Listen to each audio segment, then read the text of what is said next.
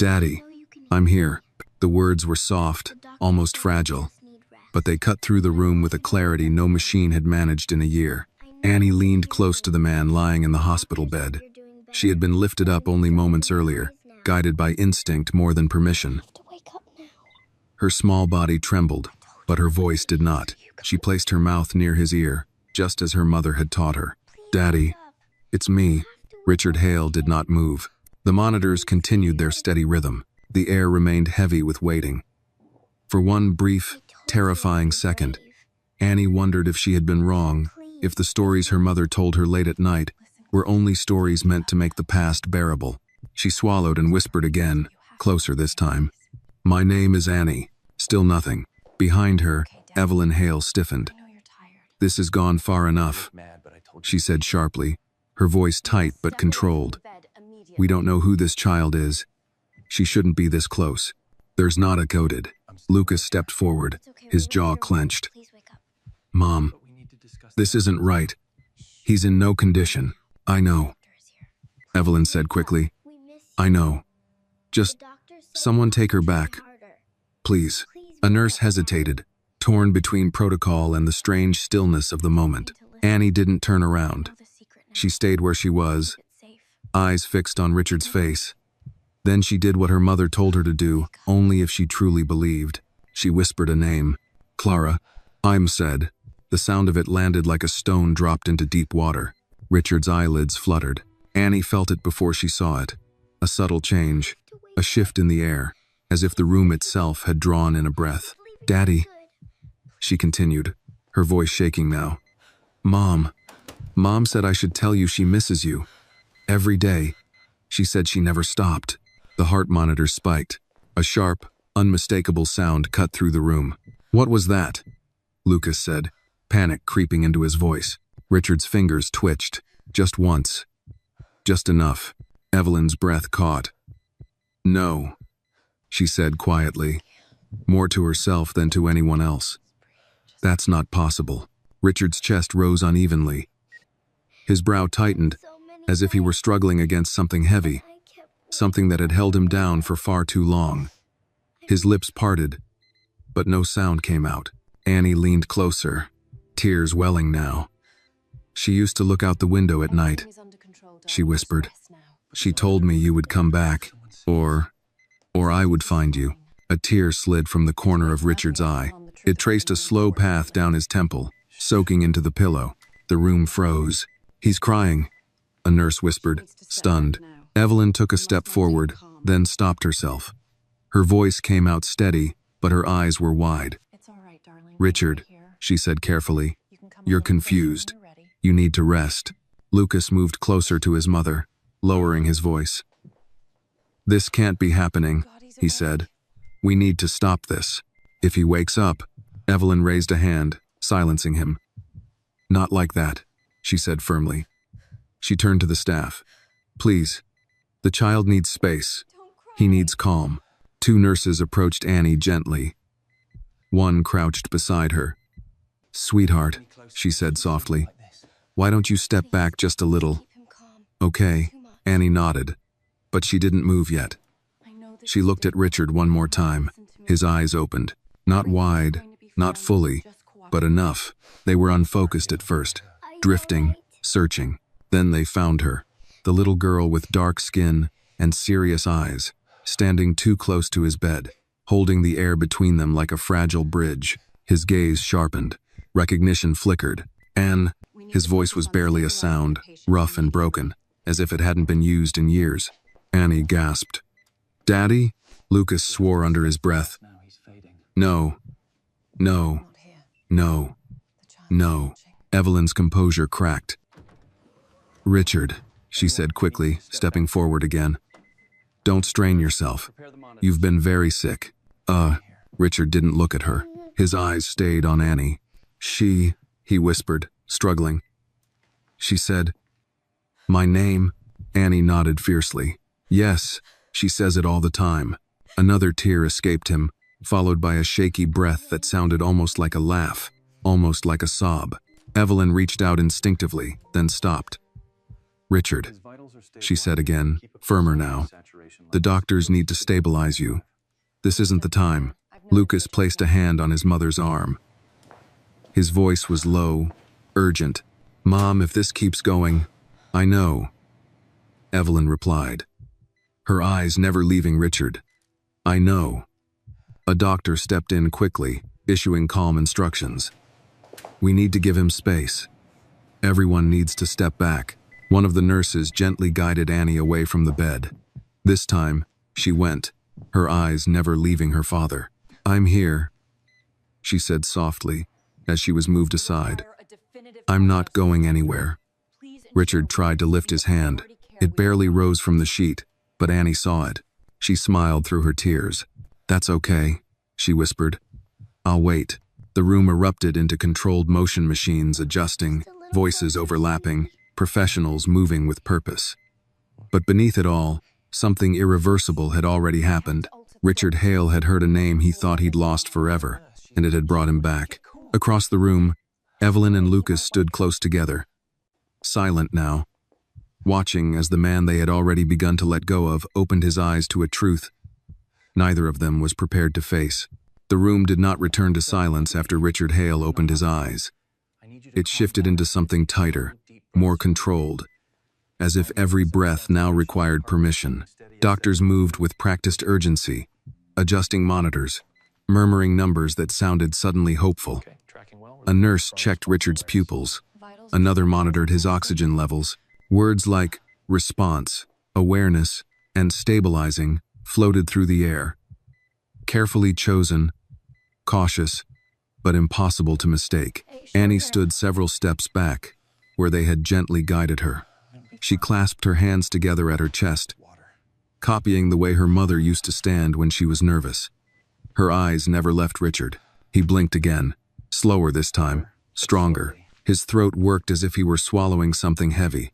The effort showed on his face, lines deepening, jaw tightening. When he finally spoke, it was no more than a breath pushed through gravel. Water. The words shattered the fragile control Evelyn had been holding on to. He's conscious, one of the doctors said, surprise breaking through his professional calm. Get him some water, but slowly. A nurse dipped a sponge and carefully touched it to Richard's lips. His eyes fluttered closed for a moment, then opened again, immediately searching. They found Annie. She didn't move toward him. She didn't need to. The connection was already there, stretched across the space like a thread pulled tight. You came, he whispered, barely audible. Annie nodded. Yes, she said softly. I told you. Evelyn stepped forward, placing herself slightly between Annie and the bed, without touching either of them. Her voice was composed, but it carried a sharp edge. Richard, you need to focus, she said. The doctors need to make sure you're stable. Richard's eyes shifted to her. The recognition was slower, more complicated. Evelyn, he said, as if testing the name. His brow furrowed. How long? A year, she answered quickly. You've been very ill. His breathing hitched. A year. The word settled into him with visible weight. He closed his eyes, then opened them again, grimacing slightly. And her? He asked, his gaze returning to Annie. Evelyn didn't answer immediately. She's confused, Evelyn said carefully. This is all very overwhelming. We'll talk about it later. No, Richard said. It was the strongest word he had spoken yet. Weak, but firm. No, he repeated, and this time his hand moved, slow but deliberate, lifting slightly from the sheet. It trembled, then fell back, exhausted by the effort. Annie took a small step forward before anyone could stop her. She didn't touch him. She just stood where he could see her clearly. My name is Annie, she said. My mom is Clara. The name landed differently now. Richard's eyes closed, and his face tightened with emotion he did not try to hide.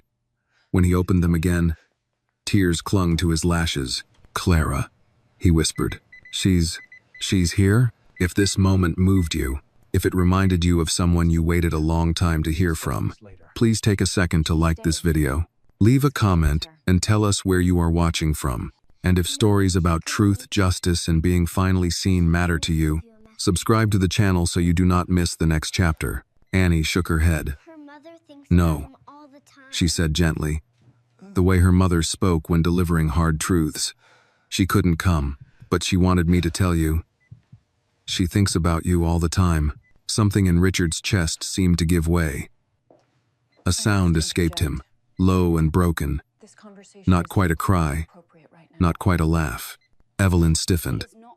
This conversation isn't appropriate right now, she said, turning to the doctor. He's not fully aware. We shouldn't encourage confusion. The doctor hesitated, watching Richard closely. He's disoriented, but he is responding appropriately, he said. We should let him rest.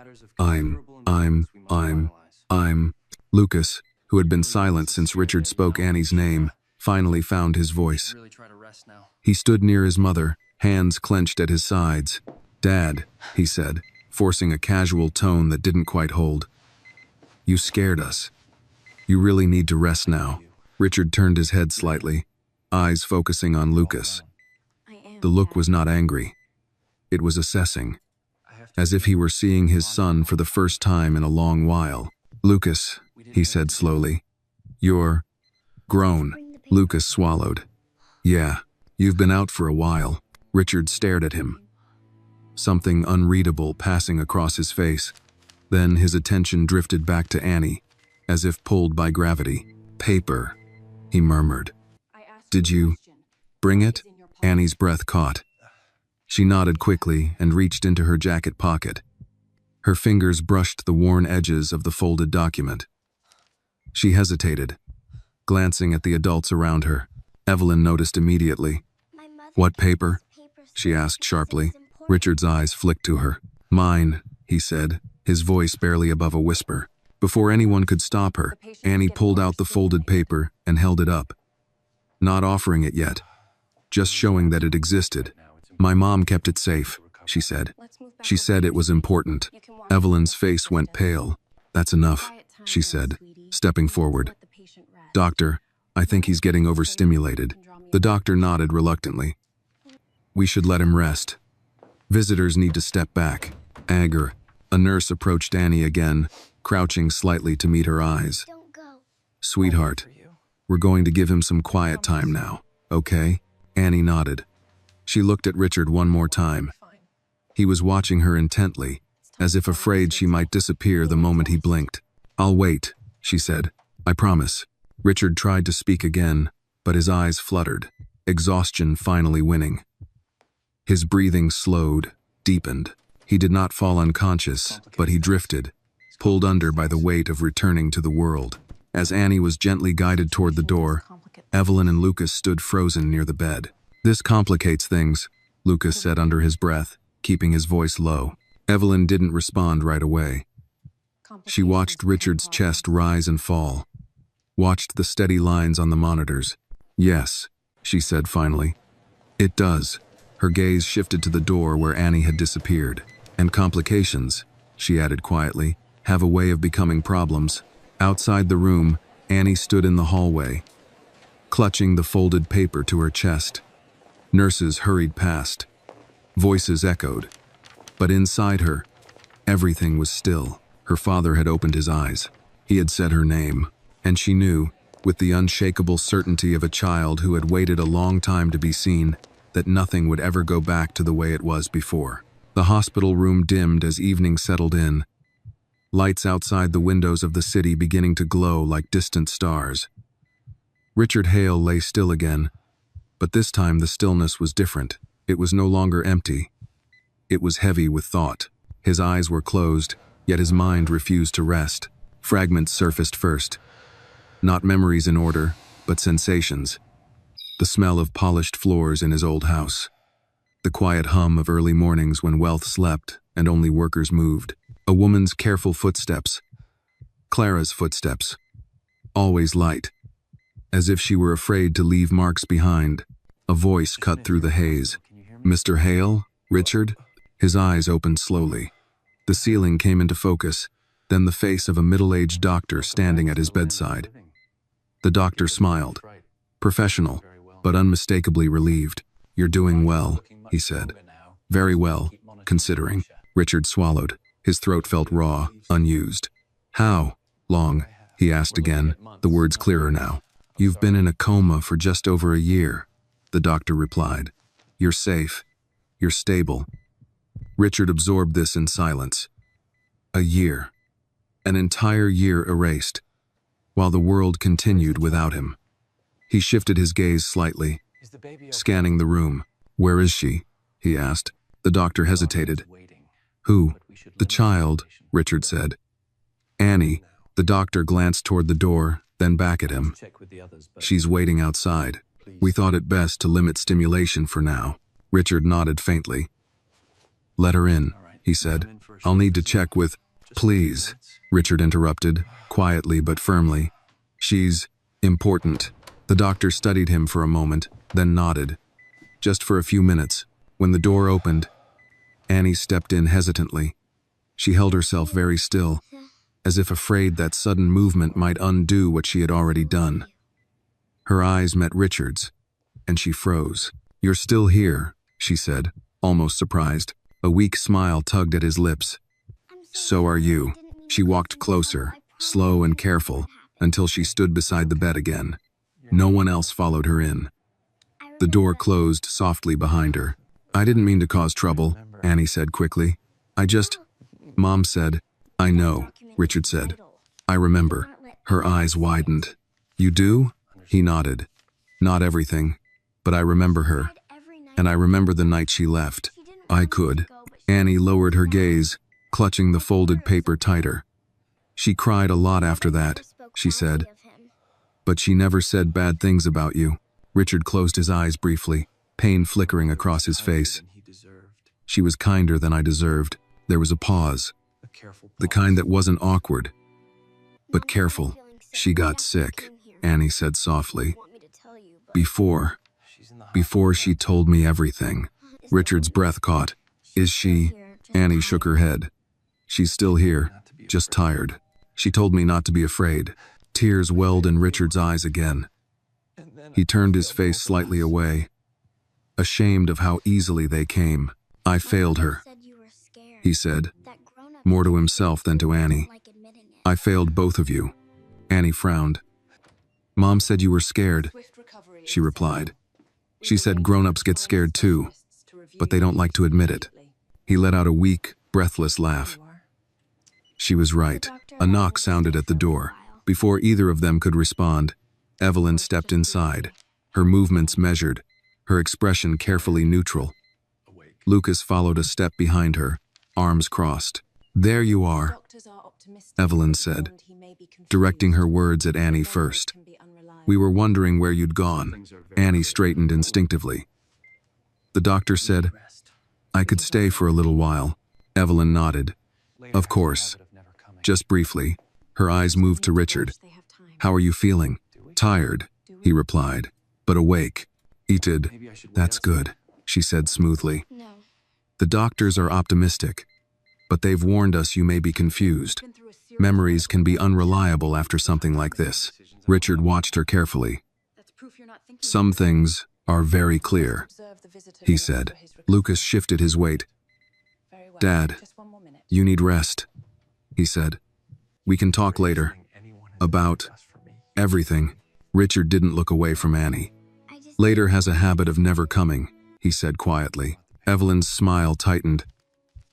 "There's no need to rush," she said. "We have time." Richard turned his head toward her, slowly, deliberately. "Do we?" The question hung in the air. Annie sensed the tension and took a small step back. Keep it safe for now. "I can wait outside," she offered. "No," Richard said immediately. "Stay." Evelyn inhaled, then exhaled slowly. "Richard," she said, choosing her words carefully. "You've been through a serious medical event. You shouldn't be making decisions or revisiting complicated matters right now." "80s? I'm not making decisions," he replied. "I'm remembering." Lucas laughed nervously. "This is exactly what I mean." He's not thinking clearly. Richard's eyes flicked to his son. "I hear you," he said, very clearly. Lucas opened his mouth, then closed it again. A nurse appeared at the door, sensing the tension. "Mr. Hale," she said gently, "we really need to limit visitors. Your vitals are fluctuating." Richard nodded. "One more minute." The nurse hesitated, then agreed. Richard looked at Annie. "You did the bravest thing anyone has ever done for me," he said. "You came." She shrugged shyly. "I just did what Mom said." He held her gaze. "And you brought the paper."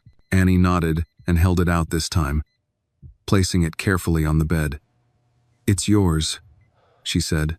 Evelyn's eyes locked onto the document. Richard did not reach for it yet. "Keep it safe," he said to Annie. "For now."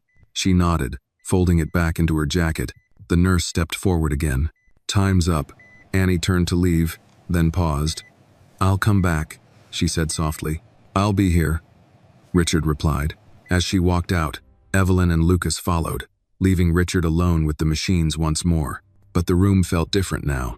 Full, Richard stared at the ceiling, his mind racing faster than his body could follow. The past he had buried had found him, and the people who had grown comfortable in his absence were already afraid. For the first time in a year, Richard Hale was not asleep, and for the first time in much longer, the truth had begun to move. Night settled fully over the hospital, the kind of quiet that only came after visiting hours ended and decisions were postponed until morning. The hallway outside Richard Hale's room emptied, footsteps fading, voices lowering to murmurs. Inside, the machines continued their steady vigil, but Richard was no longer drifting. He lay awake, staring at the ceiling, his thoughts sharper than his body would allow. A year, the word echoed again and again. A year, stolen, rearranged, exploited. He tested his fingers, flexing them slowly, weak but responsive. His legs felt distant, as if they belonged to someone else. But the sensation was there. That alone told him more than any doctor's reassurance could. He was coming back, and that frightened people. The door opened quietly. A nurse entered, older than most of the staff, her movements calm, unhurried. She had the practiced confidence of someone who had seen too many endings to be startled by beginnings. "Mr. Cummin." "Hale," she said softly. "I'm Nurse Thompson. I'll be with you through the night." Richard turned his head slightly. "Thank you." She adjusted his IV, checked the monitors, then paused, studying him. "You've caused quite a stir," she said gently. "So I've been told."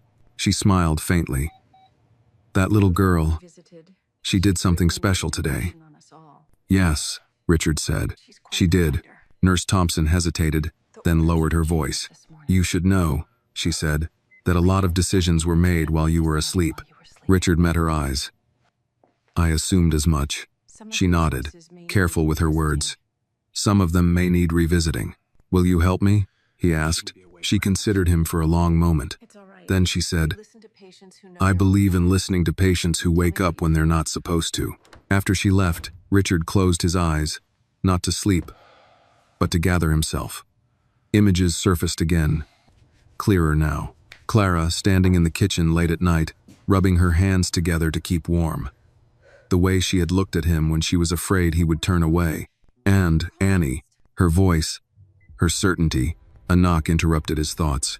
This time, it was the doctor from earlier, accompanied by a man in a dark suit carrying a slim folder. "Richard," the doctor said. "This is temporary," he added quickly, noticing Richard's alert gaze. "But given your condition, we thought it important to inform you." The man stepped forward. "Mr. Hale, I'm David Monroe. I'm the attorney retained to manage your affairs during your incapacity." Richard's jaw tightened. "During," he repeated. Monroe nodded.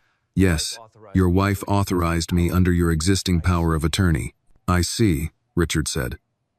"What exactly have you been managing?" Monroe shifted uncomfortably. "Primarily asset protection, trust oversight, and preparations should your condition not improve." "I do one. And did it not improve?" Richard asked quietly. The doctor intervened. "Mr. Hale, we really shouldn't." "Please," Richard said. "Answer him." Monroe cleared his throat. "There were plans to move forward with estate distribution," he admitted. "Nothing finalized, only drafted." Richard closed his eyes briefly. The timing was too precise to be coincidence. "Bring me copies," he said. "Of course," Monroe replied quickly. After they left, Richard lay still again, the pieces aligning in his mind. Evelyn's urgency, Lucas's panic, the way they had tried to move Annie away without touching her, without raising their voices, as if restraint itself could erase danger. They were afraid. Across the city, in a small apartment lit by a single lamp, Annie sat on the edge of her bed. Her jacket lay folded neatly beside her, the paper hidden inside the pocket. Her mother, Clara, rested against the pillows, her breathing shallow but steady. "Did you see him?" Clara asked softly. Annie nodded. Yes, I told him you He opened his eyes. Clara closed hers, relief washing over her tired features. "Did you say what I told you?" "One. Yes," Annie replied. "I told him you miss him." Clara's lips trembled. "Good," she whispered. That was the truth. Annie climbed onto the bed carefully, curling up beside her mother. "Mom," she asked hesitantly, "are they mad?" Clara seethed. "Some people don't like it when the past shows up," she said, "especially when they've worked hard to keep it away." Annie frowned. "But he's my dad." "Yes," Clara said, "and that's something no one can change." Back at the hospital, Richard stared out the window at the city lights. He thought of Annie holding that paper, protecting it for years without fully understanding its weight. He thought of Clara, alone, raising a child born into secrecy. He had been afraid once, afraid of scandal, of judgment, of losing the life he had built. Now, lying between weakness and resolve, he understood the cost of that fear. A year ago, someone had put a glass of water in his hand and watched him drink. The memory surfaced suddenly, sharp and unsettling. Lucas's face, too careful. Evelyn's silence. Richard's fingers curled against the sheet. "This isn't over," he whispered to the empty room. By morning, the hospital would be buzzing again. Doctors, lawyers, family members, all with their own versions of what should happen next. But Richard Hale was awake now, and he was listening. Morning arrived quietly, without ceremony.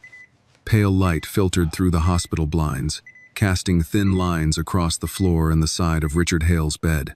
For the first time in a year, he woke without the fog of nothingness.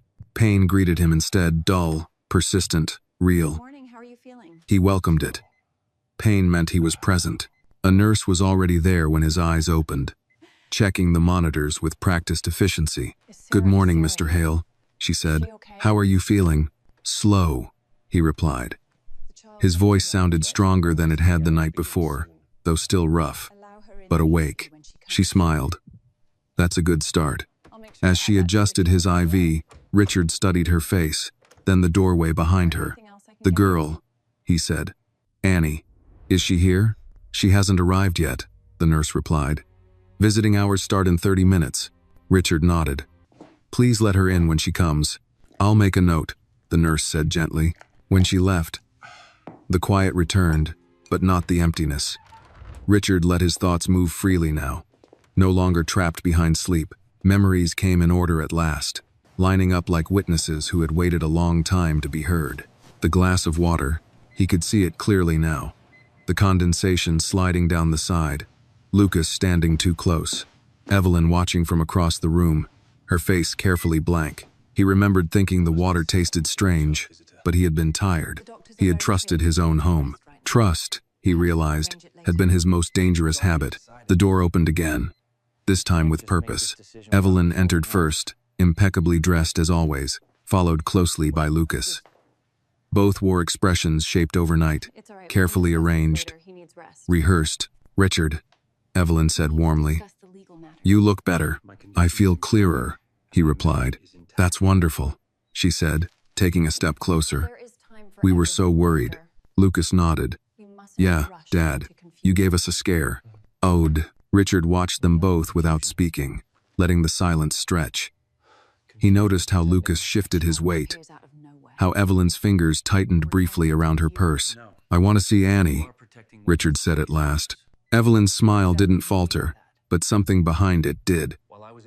"Of course," she said. "Later." Right now, the doctors want you resting. I'm not asking, Richard replied calmly. Lucas frowned. Dad, you don't even know who that kid is. When Richard turned his head slightly, fixing his gaze on his son. I know exactly who she is. Lucas opened his mouth, then closed it again. Evelyn stepped in smoothly. Richard, she said, lowering her voice, there are legal matters we need to discuss. Important ones. Your condition, my condition, Richard interrupted, is improving, and my memory is intact. That landed harder than he intended. Evelyn's eyes narrowed, just for a fraction of a second. There will be time for everything, she said. Let's not rush into confusion. Confusion, Richard repeated softly. Is thinking a child shows up out of nowhere. Evelyn inhaled slowly. We're trying to protect you. No, Richard said. You're trying to protect what you think is yours. Lucas stiffened. What's that supposed to mean? It means, Richard replied, his voice steady, that while I was asleep, decisions were made. I intend to review them. The room tightened. Evelyn straightened her shoulders. You're not well enough for this conversation. Richard met her gaze. I'm well enough to ask questions. Before she could respond, the door opened again. This time, Annie stood there with a nurse. She looked smaller in the bright morning light, but no less determined. When she saw Richard awake and watching her, her face lit up. You're still here, she said again, smiling. So are you, he replied. She stepped into the room, stopping when she sensed the tension. Her eyes flicked briefly to Evelyn and Lucas, then back to Richard. I came like I promised, she said. Richard nodded. Thank you. Annie reached into her jacket pocket and touched the folded paper, just to make sure it was still there. She didn't take it out. My mom is resting, she said. She said to tell you she's glad. Richard's throat tightened. Tell her. I'm glad too. Evelyn cleared her throat. Annie, dear, she said carefully. This isn't a good time. Mr. Hale needs rest. Annie looked at Richard. Do you want me to go? No, he said immediately. You can stay. Lucas let out a short breath. Dad, come on. Richard raised a hand slightly, silencing him. I need you both to leave us, he said, directing the words to Evelyn and Lucas. Just for a few minutes. Evelyn stared at him. Richard, please, he added. This matters. For a long moment, no one moved. Then Evelyn smiled tightly. Of course, she said. We'll step outside.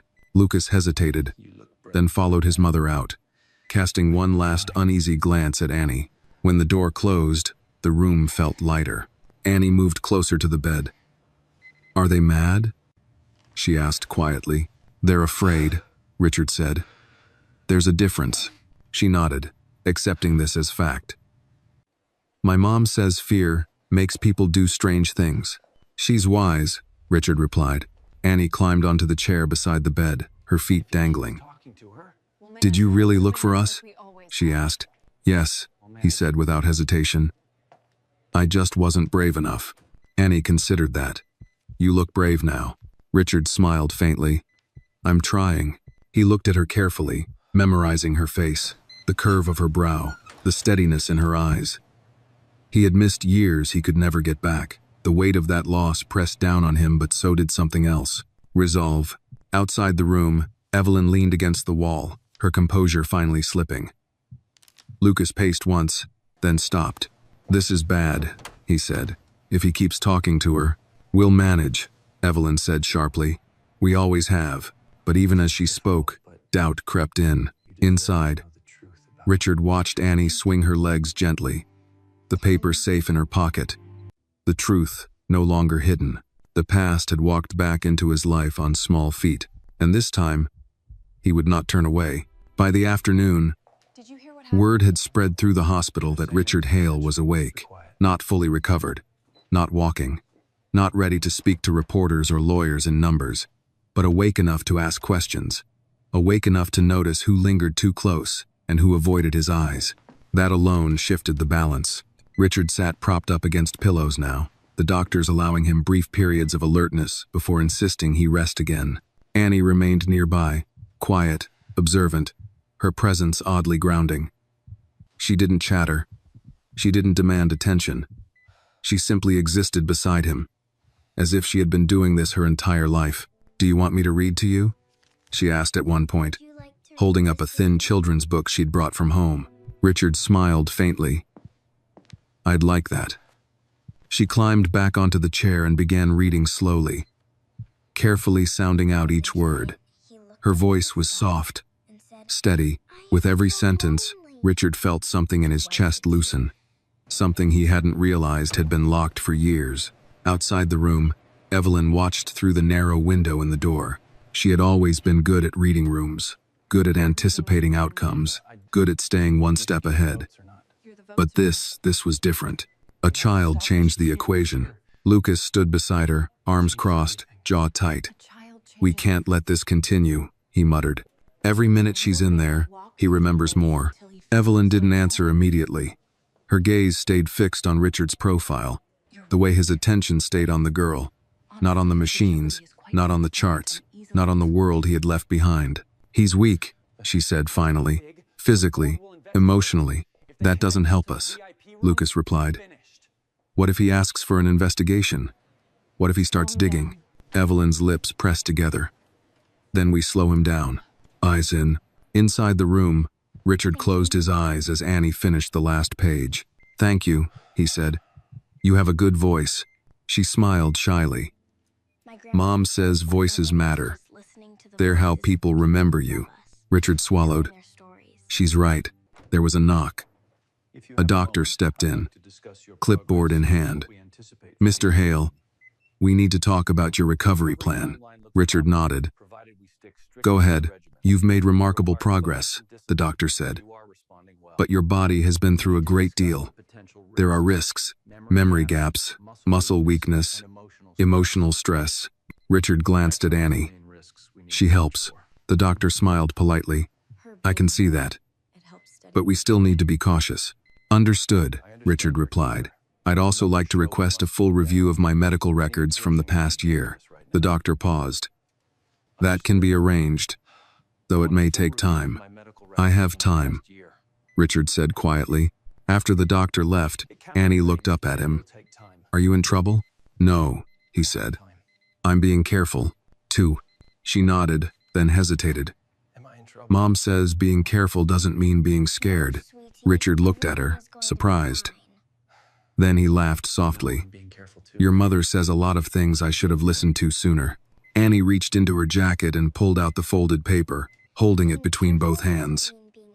"Do you want it now?" Richard studied it, the creases worn from years of being opened and closed. A promise carried longer than it should have been. "Not yet," he said gently, "but keep it close." She nodded and tucked it back away. That evening, Clara arrived at the hospital. She moved slowly, leaning slightly on a cane, her face thinner than it had been in Richard's memories, but unmistakable. She stopped just inside the doorway, uncertainty written across her features. Richard saw her immediately.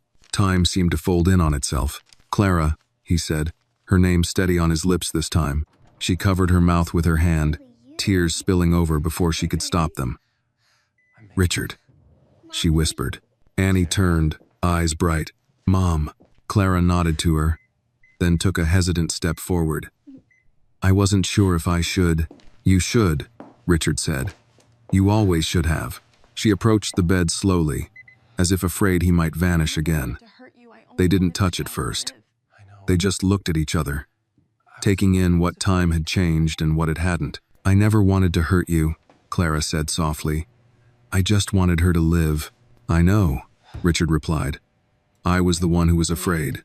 Annie stood between them, holding both their worlds together without realizing it. Outside the room, Evelyn watched Clara arrive.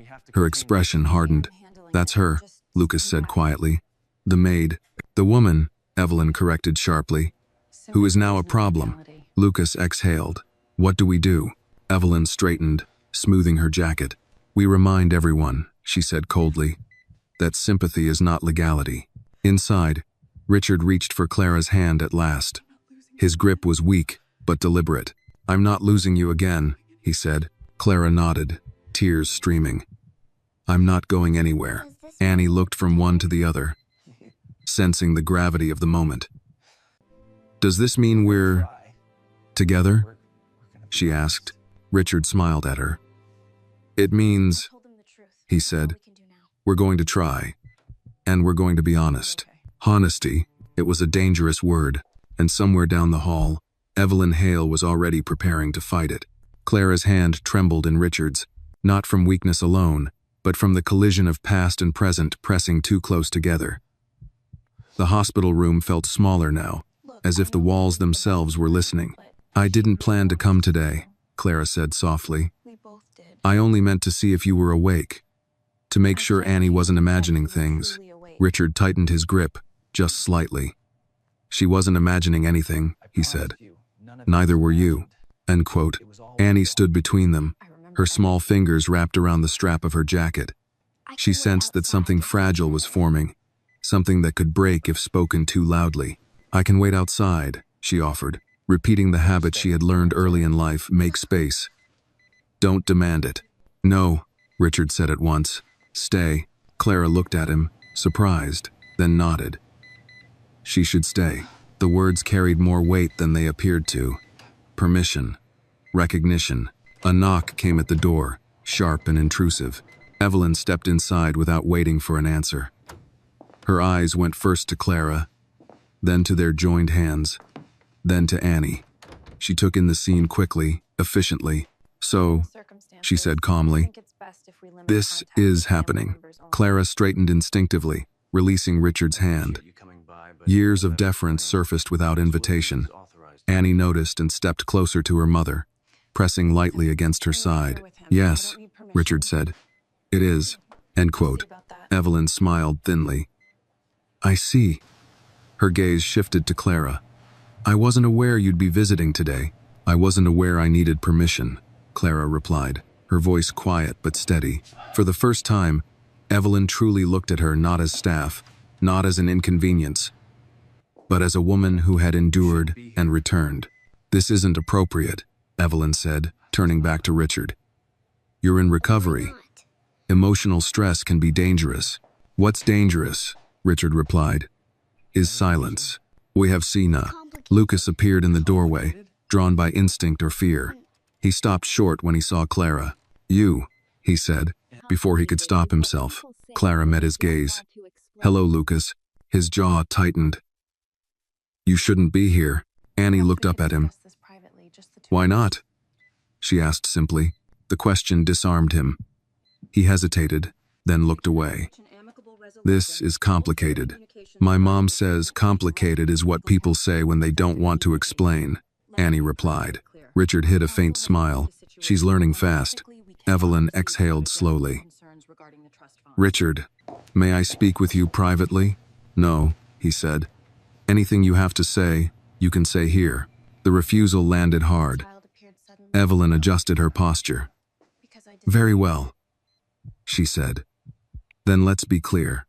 This situation raises serious legal and ethical concerns. Clara's fingers curled, but she did not speak.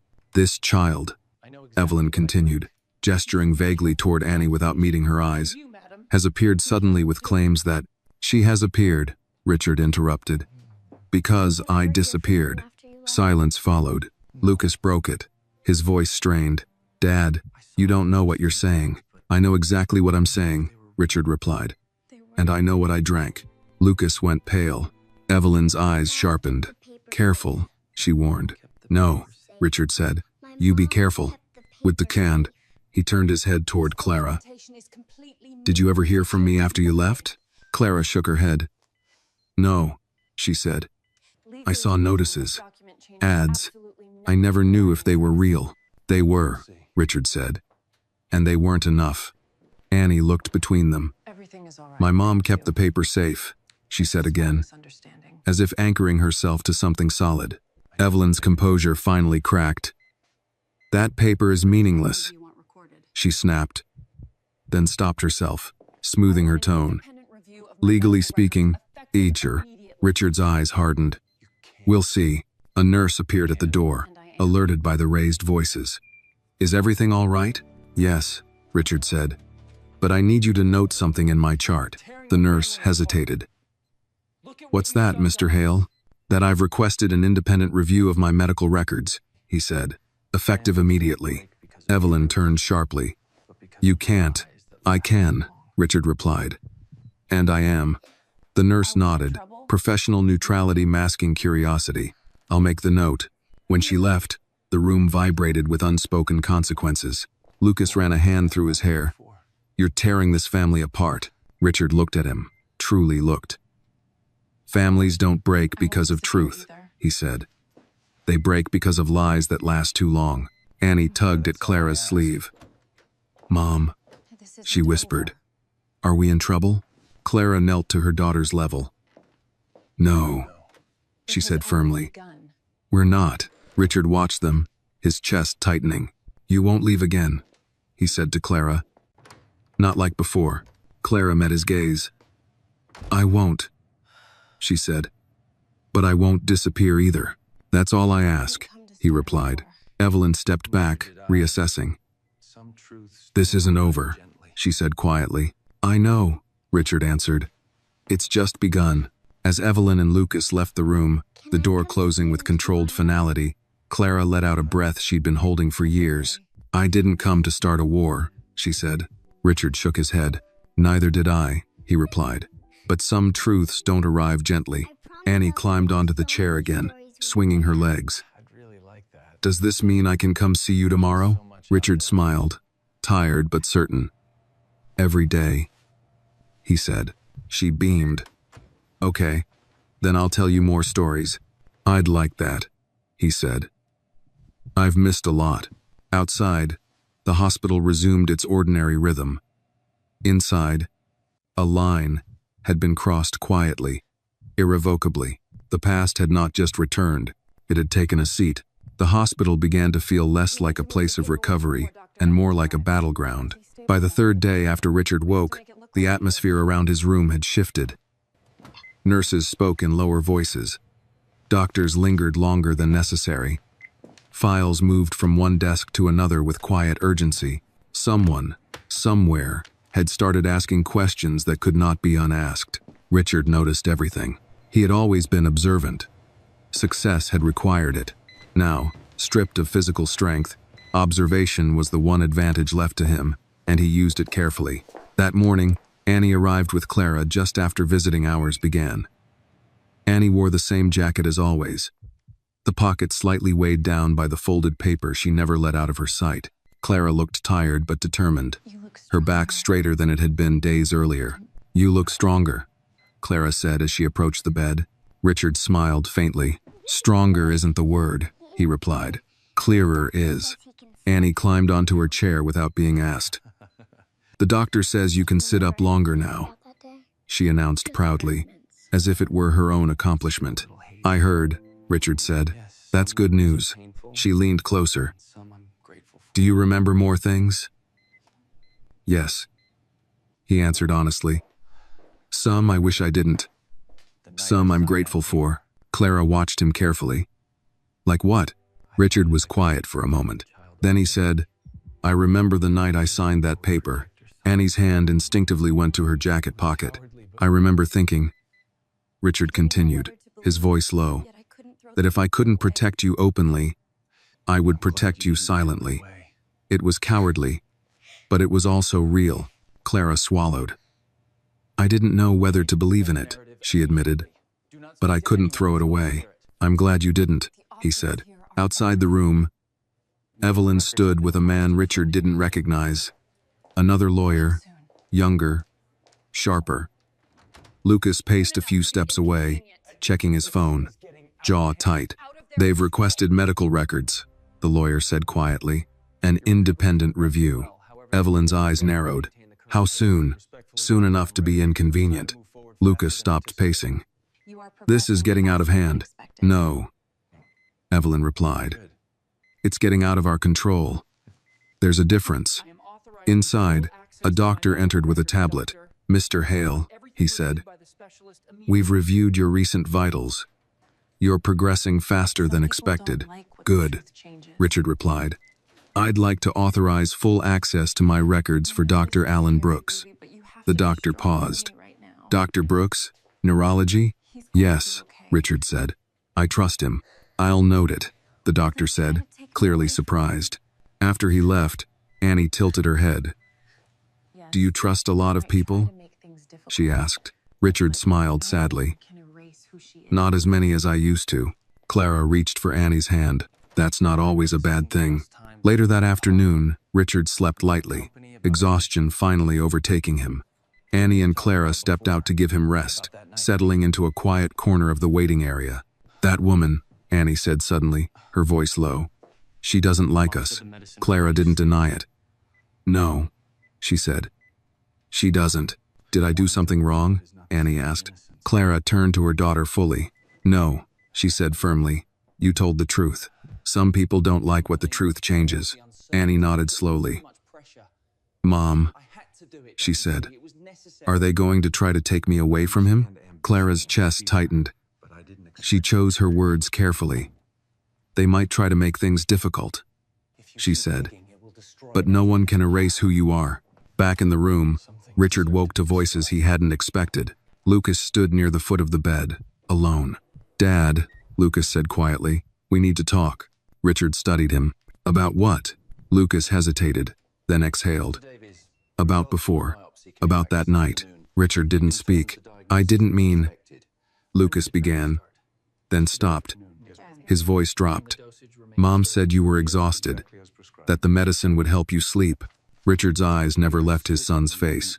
And you believed her. Lucas clenched his fists. I wanted to. That, Richard said, is not the same as innocence. Lucas flinched. You don't understand the pressure, he said. The company, the board, the uncertainty. I understand ambition, Richard replied calmly.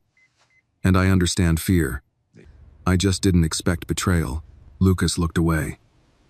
If you keep digging, he said, this will destroy everything. Richard's voice was quiet, unwavering.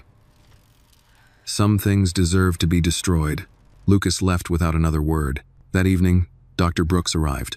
He was older, with kind eyes and no interest in pleasantries.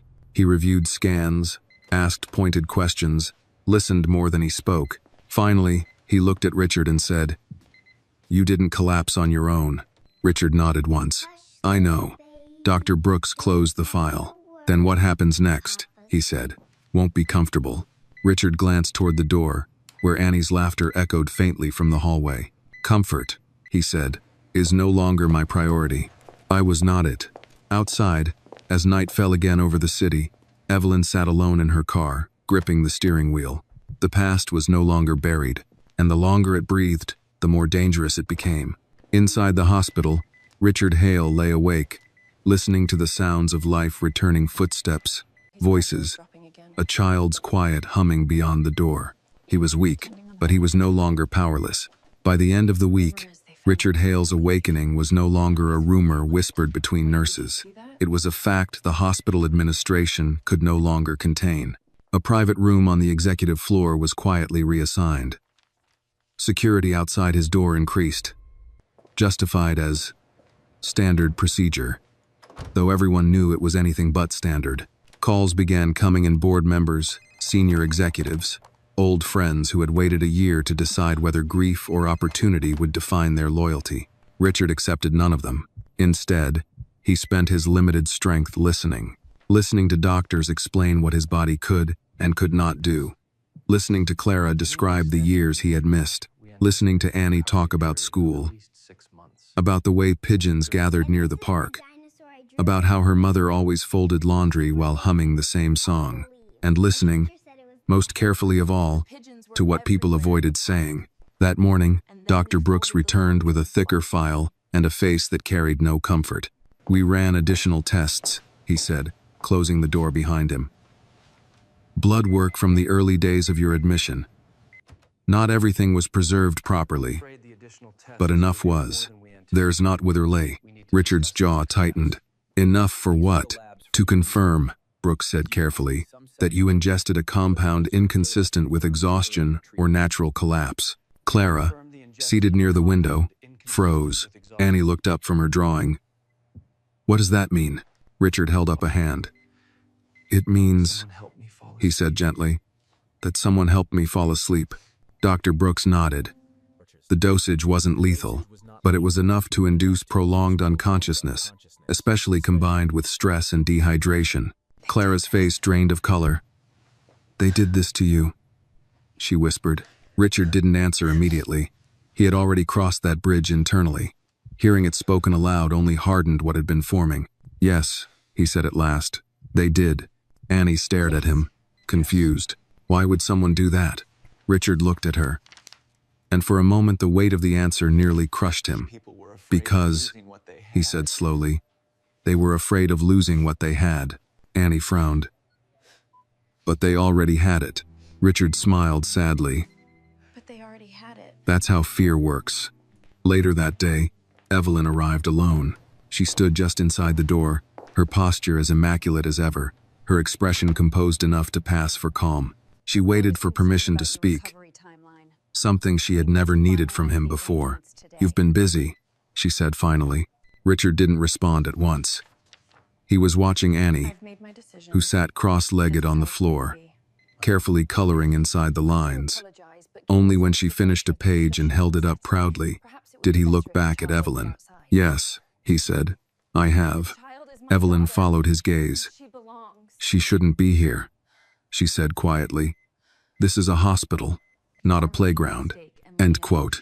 She's my daughter, Richard replied. And she belongs. The word landed with finality. Evelyn inhaled slowly.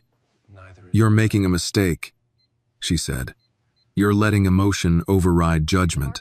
No, Richard said. I'm letting truth override convenience. Her eyes hardened. Truth is rarely kind. Neither is betrayal, he replied. Evelyn's composure cracked, just slightly. You don't know what Lucas and I were dealing with, she said.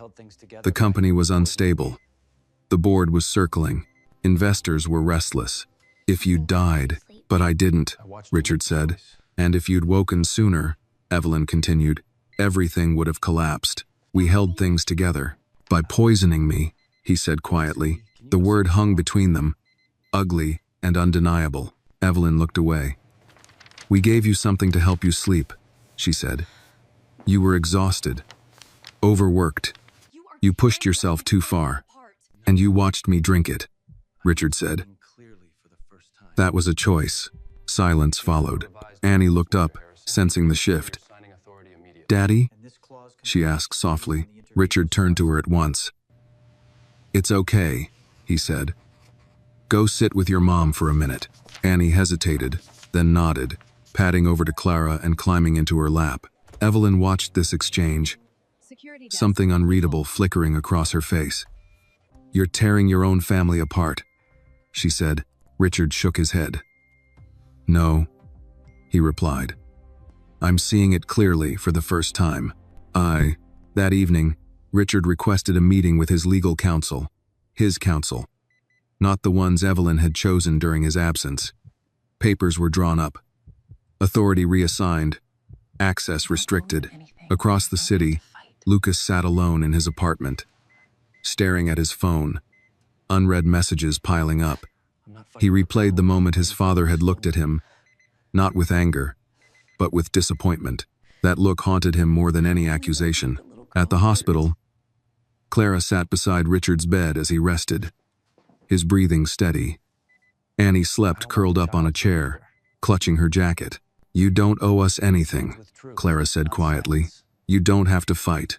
Richard opened his eyes. I'm not fighting for power, he said. I'm fighting for what was stolen. She nodded, tears slipping free. I just don't want Annie hurt. Richard reached for her hand. Neither do I, he said. That's why this ends with truth, not silence. Ever. Outside, the night deepened. Inside, a reckoning moved closer, step by careful step. The man who had once ruled quietly from the top floor of a glass tower was awake, aware, and no longer alone. And the people who had built their future on his absence were beginning to understand what they stood to lose. The first subpoena arrived on a Monday morning. It came quietly, delivered to the hospital's legal office before most of the city had finished its coffee. By noon, the atmosphere around Richard Hale's room had shifted again, this time from tension to anticipation. Richard was sitting up when his attorney, Margaret Lewis, entered. She was in her late 50s, sharp-eyed, calm in a way that came only from decades of standing between powerful people and their consequences. "They didn't expect you to move this fast," she said, setting her briefcase down. Richard nodded. "They rarely do." Margaret glanced toward the window, where Annie sat on the floor assembling a puzzle Clara had brought. "We'll keep her out of the formal proceedings," Margaret added gently, "but everything else is in motion." "Good," Richard said. "I don't want surprises anymore." "You'll still get them," Margaret replied. "Just not the kind that leave you unconscious." Clara stiffened slightly at that, but said nothing. Margaret opened her folder. "Dr. Brooks' findings are enough to justify a formal investigation. Not criminal yet, but serious. Hospital records, medication logs, visitor access, all of it." Richard exhaled slowly. "Lucas?" Margaret hesitated. "His name appears.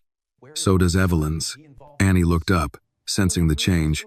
"Are they in trouble?" Richard met her eyes. "They're being asked questions," he said. "That's how truth starts." Resentend, she seemed to accept that, returning to her puzzle. Later that afternoon, Lucas arrived unannounced. Security called ahead this time. Richard allowed it. Lucas entered alone, his usual confidence replaced by something brittle. He stood near the door, hands in his pockets, as if unsure whether to approach. "You wanted answers," Lucas said finally. "You're getting them." Richard watched him quietly. "I wanted honesty," he replied. "There's a difference." Lucas laughed softly, without humor. "You don't understand what it was like. Every day, people asking when you'd wake up. Every week, another board member suggesting contingency plans. And poisoning me was your contingency," Richard said. Lucas flinched. "It wasn't supposed to go this far. Intent doesn't undo damage," Richard replied. "It explains it." Lucas's voice dropped. "Mom said you'd never forgive us." Richard looked at him steadily. "This isn't about forgiveness," he said. "It's about accountability." Lucas glanced toward Annie, then away. "You're choosing her over us." Richard shook his head. "I'm choosing truth over comfort." Lucas swallowed. "If this goes public, it already has," Richard interrupted. "You just don't see it yet." Lucas left without another word. That evening, the news broke quietly. No headlines, just a brief mention in a financial column. Richard Hale had resumed limited control of his affairs. An investigation into his medical condition was ongoing.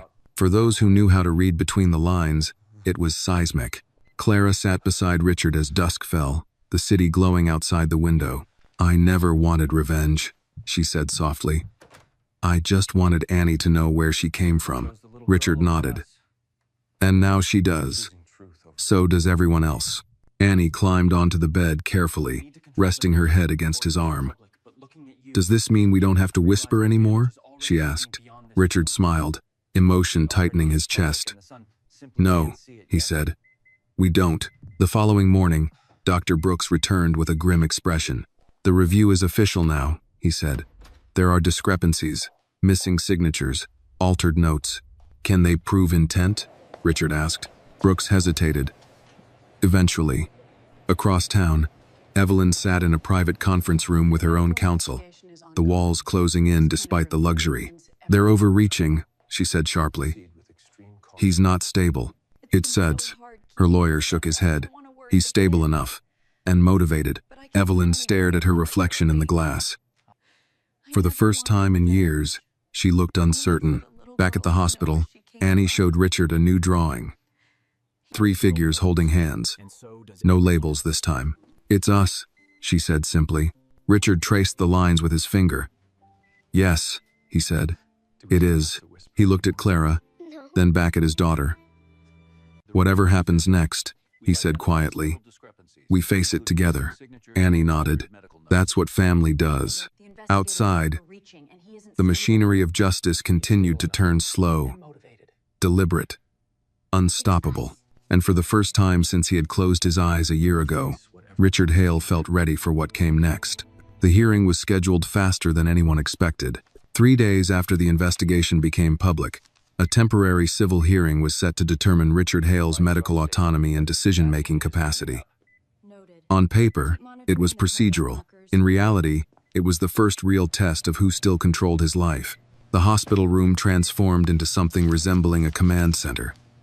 Lawyers came and went. Doctors reviewed notes twice. Security outside the door doubled again, this time at Richard's request.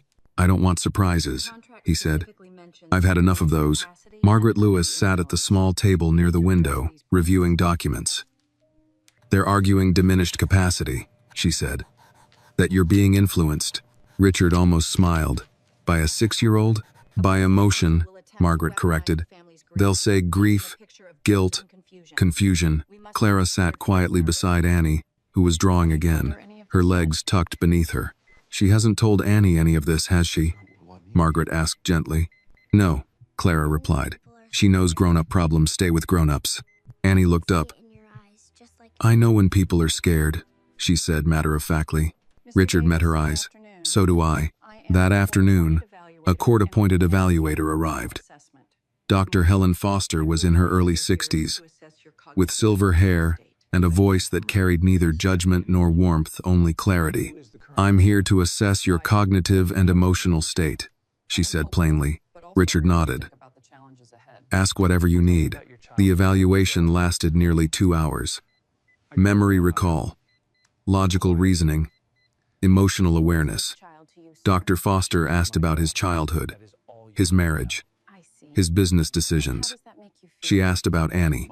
"Who is she to you?" Dr. Foster asked. Richard answered without hesitation. "She's my daughter." Dr. Foster noted it, then looked up. "How does that make you feel?" Richard considered the question carefully. "Accountable," he said, "and awake." Dr. Foster paused, studying him longer than before. "Thank you," she said finally. "That's all for now." After she left, Richard closed his eyes, drained. Clara squeezed his hand. "You did well." "I told the truth," he replied. "That seems to be enough these days." That evening, Lucas tried again. This time, he brought a proposal. They sat across from each other, a small table between them. Annie was with Clara in the waiting area, coloring quietly. "I can fix this," Lucas said. "Publicly, I mean. I'll step down. Make a statement. Say it was mismanagement, stress, mistakes." Richard watched him closely. "And, privately?" Lucas hesitated. "We move on." "No," Richard said. "You move on. I live with what you did." Lucas's jaw tightened. "You don't understand what it's like growing up in your shadow." "To Sedge." Richard's voice was calm. "I understand exactly what it's like to be afraid of disappointing someone. I just chose not to poison them." Lucas flinched. "If Mom goes down..." "This isn't about punishment," Richard interrupted. "It's about truth. The consequences belong to the choices." Lucas stood abruptly. "You've already chosen her," he said bitterly. Richard shook his head. "I chose responsibility." Lucas left without saying goodbye. The night before the hearing, Richard couldn't sleep. The hospital was quiet, the city beyond the window restless. Clara sat nearby, reading, while Annie slept curled in a chair, her jacket folded carefully beside her. "Are you afraid?" Clara asked softly. Richard thought for a moment. "Yes," he said, "but not of losing." "Then what?" "Of not being worthy of what I've been given back." Clara reached for his hand. "You're trying," she said. "That matters." The morning of the hearing arrived gray and cold. Richard was wheeled into a private conference room converted for the proceeding. Lawyers lined one side. Evelyn sat opposite him, composed, her expression unreadable. Lucas sat beside her, rigid and silent. Dr. Foster testified first. "In my professional opinion," she said, "Mr. Hale is mentally competent. He understands the nature and consequences of his decisions." Evelyn's lawyer objected, argued emotional influence, questioned timing. Then Margaret stood. She presented Dr. Brooks' findings, hospital inconsistencies, visitor logs, medication discrepancies. The room grew very quiet. Finally, Richard was asked to speak. He did not stand. He did not raise his voice. "I was asleep for a year," he said. "Not because my body failed, but because someone decided I should not wake up." Evelyn's face tightened. "I don't ask this court for sympathy," Richard continued. "I ask for agency, for the right to decide what happens to my life, my family, and my future. Ikon Stef too." The judge listened carefully. After a brief recess, the ruling came. Richard Hale retained full medical and legal autonomy. Evelyn's shoulders sagged slightly. Lucas stared at the table. Outside the room, Annie waited, swinging her legs nervously. When Richard emerged, she ran to him. "Did you win?" she asked. Richard smiled, tired but relieved. "We did." She hugged him carefully. "Good." Evelyn passed by without looking at them. Clara watched her go, then turned back to Richard. "What now?" Richard looked down at Annie, then out toward the city beyond the windows. "Now," he said, "we finish what truth started." The ruling changed everything and nothing. On paper, Richard Hale had won. His autonomy was restored. His authority recognized. His voice no longer filtered through lawyers and doctors chosen in his absence. But power, Richard understood now, was not something you reclaimed in a single moment. It returned slowly, contested at every step by those who had grown comfortable without you. The morning after the hearing, Richard was moved out of the hospital. Not home. Not yet. Instead, he was transferred to a private rehabilitation residence overlooking the Hudson River, quiet, secure, discreet. A place designed for recovery, not confrontation. Margaret had insisted. So had Dr. Brooks. "You're strong mentally," Brooks said, walking beside the wheelchair as orderlies prepared to lift Richard into the transport vehicle. "But your body needs time, and time is leverage. Use it wisely." Richard nodded. He had learned that lesson the hard way. Annie stood a few feet away, holding Clara's hand. She wore a small backpack now, packed with crayons, a notebook, and the folded paper she still refused to leave behind. Her eyes followed every movement, alert, protective in a way that no 6-year-old should have needed to learn. "Are you coming back?" she asked Richard as they waited. "Yes," he said without hesitation. "Soon." She considered that, then nodded. "Okay. I'll practice my reading so I can read you better next time." "I know," he smiled. "I'll look forward to that." The drive to the rehabilitation residence was quiet. The city slid past the window-glass towers, familiar streets, places where Richard had once ruled rooms without raising his voice. Now he watched them like a visitor returning to a country that had changed while he was away. Or maybe, he thought, it was he who had changed. That afternoon, Margaret arrived with updates. "Evelyn has retained separate counsel," she said, sitting across from him in the sunlit room. "Lucas as well." Richard wasn't surprised. "And the company?" "The board is unsettled," Margaret replied. "Some are relieved you're back, others are nervous." "As they should be," Richard said calmly. Margaret studied him. "You're not planning a quiet return." "No," he said. "I'm planning a careful one." Later, Clara visited alone. Annie was at school her first full day since everything had come into the open. Clara sat by the window, watching the river, her hands folded in her lap. "She was nervous this morning," Clara said softly. "But she didn't cry." "She's braver than most adults I know," Richard replied. Clara nodded. She asked if things would be normal now. Richard looked away, thoughtful. "What did you tell her?" "I told her normal isn't always safe," Clara said, "but honest is." Richard met her gaze. "You've done an extraordinary job," he said, raising her, protecting her. Clara's eyes filled, but she blinked the tears back. "I did what I had to." "So did I," Richard said quietly.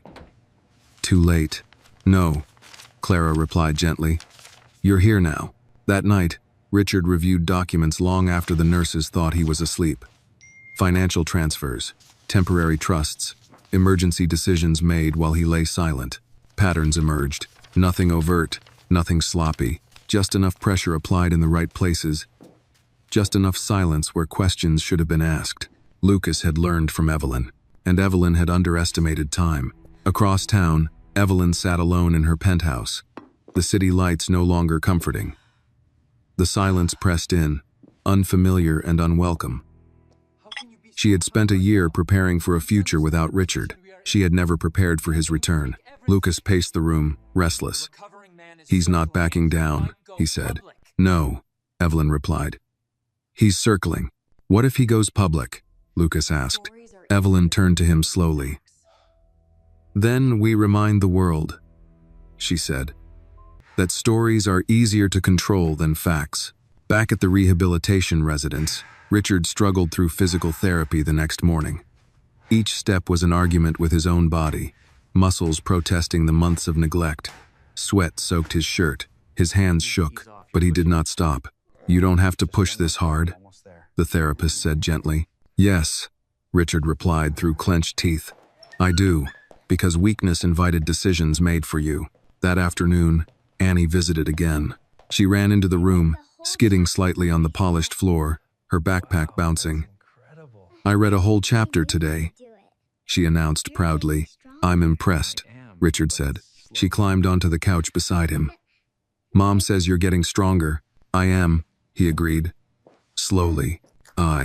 She leaned closer, lowering her voice as if sharing a secret. "Some kids at school asked about my dad." Richard's chest tightened. "What did you say?" "I said you were sick," Annie replied. "But you're better now." He smiled. "That's a good answer."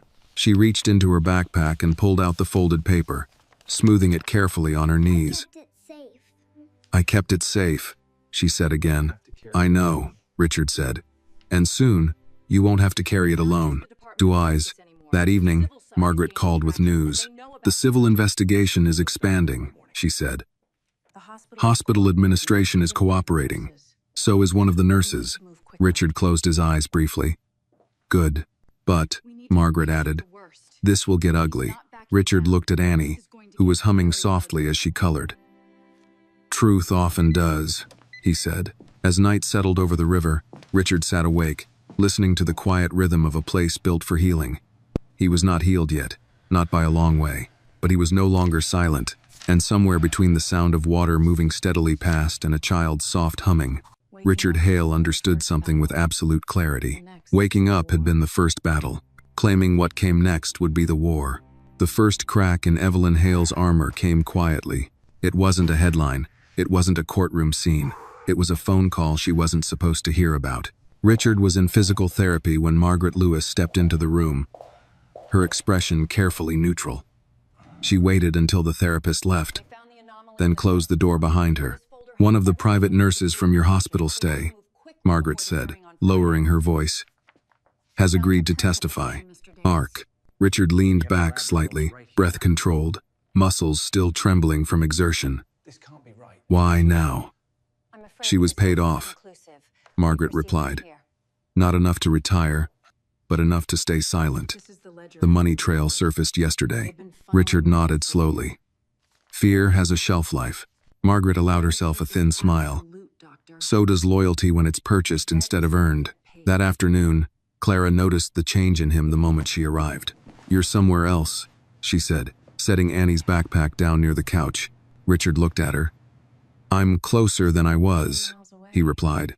Annie climbed up beside him, her legs tucked under her. "Closer to what?" "To finishing something I should have finished a long time ago," Richard said. Annie considered that. "Is it like cleaning your room?" she asked. "When you wait too long, it gets harder." Richard laughed quietly. "Exactly like that." But not everything was moving in his favor. Across the city, Evelyn sat with her legal team. Documents spread across a long glass table. The room smelled faintly of citrus cleaner and tension. "The nurse is a problem," one lawyer said. "If she testifies, intent becomes easier to establish." Evelyn's gaze was steady. "Then we question her credibility." "She has records," another lawyer added, "and text messages." Lucas sat silently at the end of the table, staring at nothing. His foot tapped once, then stopped. "This is turning criminal," he said finally. Evelyn turned to him sharply. "Lower your voice." Lucas stood. "You said this would be controlled. You said Dad would never wake up." The words hung in the air, heavy and irreversible. One of the lawyers froze. Excuse me? Evelyn closed her eyes for half a second too long. That's not what he meant, she said quickly. But it was already too late. Back at the rehabilitation residence, Richard received a visit he hadn't anticipated. The board chair of his company, Thomas Keene, arrived unannounced. His silver hair immaculate, his manner careful. "Richard," Thomas said, taking a seat across from him. "It's good to see you upright." "Define upright," Richard replied dryly. Thomas smiled politely. "There's concern." "Of course there is," Richard said. "There always is when silence breaks." Thomas folded his hands. "The board wants stability." "So do I," Richard said. "That's why I'm here." Thomas hesitated. "Evelyn has suggested a gradual transition. Limited authority. A figurehead role until—" "No," Richard said calmly. Thomas blinked. "Richard, I didn't survive a year of forced silence to become decorative," Richard said. "You can tell the board that." Thomas studied him for a long moment. "You're different." "Yes," Richard replied. "I am." After Thomas left, Richard sat alone for a while, the river moving steadily beyond the window. He felt the familiar pull of exhaustion, but beneath it was something steadier now, clarity. That evening, Annie sat at the small table, practicing her letters. She paused, then looked up. "Daddy," she said, testing the word again. "Are you mad at your other family?" Richard thought carefully. "I'm not mad," he said. "I'm disappointed." Annie nodded solemnly. "That's worse," she said. He smiled faintly. "Yes, it is. Away." Clara watched them from the doorway, her heart tight with pride and fear. "Annie," she said gently, "why don't you go wash your hands? Dinner's almost ready." When Annie left, Clara turned to Richard. "This is getting dangerous," she said quietly. "For you. For her." Richard met her gaze. "I know. And you're still going forward." "Yes," Clara exhaled slowly.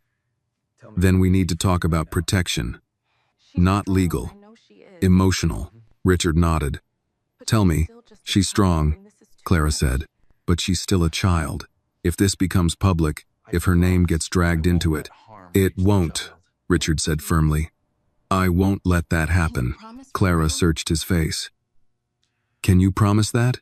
Richard didn't answer immediately. Then he said, "I can promise I'll choose her every time." That night, as Annie slept curled under a blanket on the couch, Richard received a call from Margaret.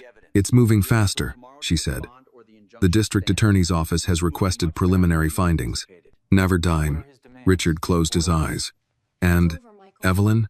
"She's aware." Silence stretched between them. "Richard," Margaret said, "once this crosses that line, there's no going back." "I know," he replied. "There shouldn't be." Across town, Evelyn stood alone in her bedroom, the city lights harsh against the glass. She replayed every choice, every justification she had built to survive the year Richard was gone. She had told herself it was necessary. She had told herself he would never know.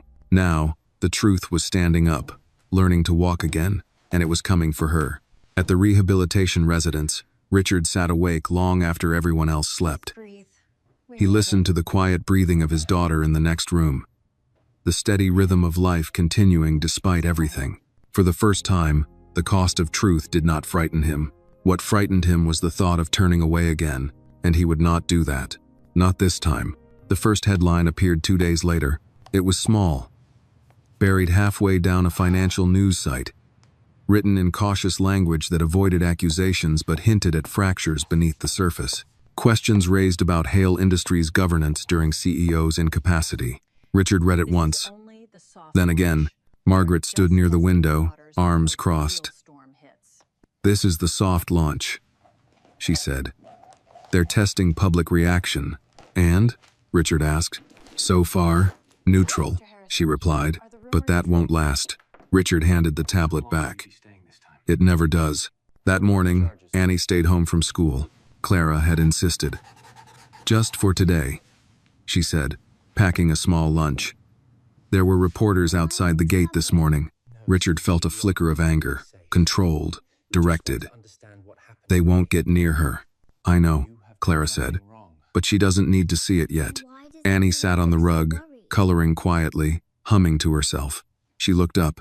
Am I in trouble? No, Richard said immediately, kneeling beside her. You've done nothing wrong. Like a fire alarm. She studied his face. Then why does everyone look worried? Richard chose his words carefully. Sometimes grown-ups make mistakes, he said. And when those mistakes come to light, things get loud. Annie nodded. Like when the fire alarm goes off. Yes, he said softly. Exactly like that.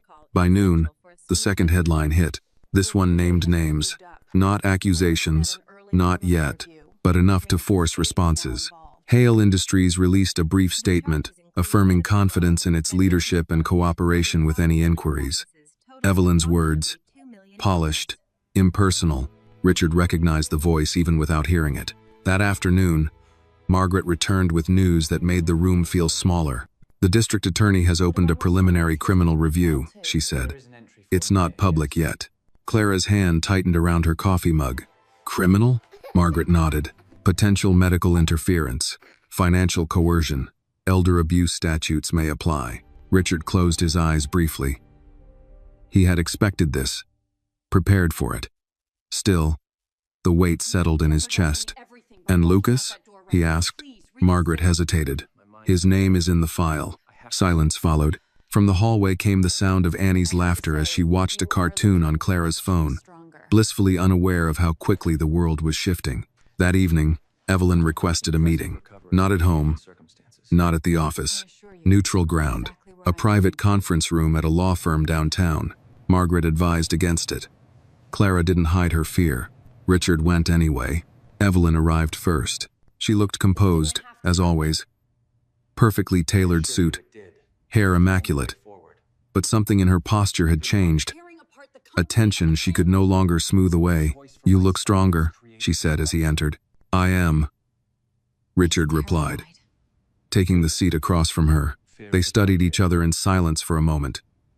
Two people who had built a life together and dismantled it piece by piece without ever speaking honestly. This didn't have to happen, Evelyn said finally.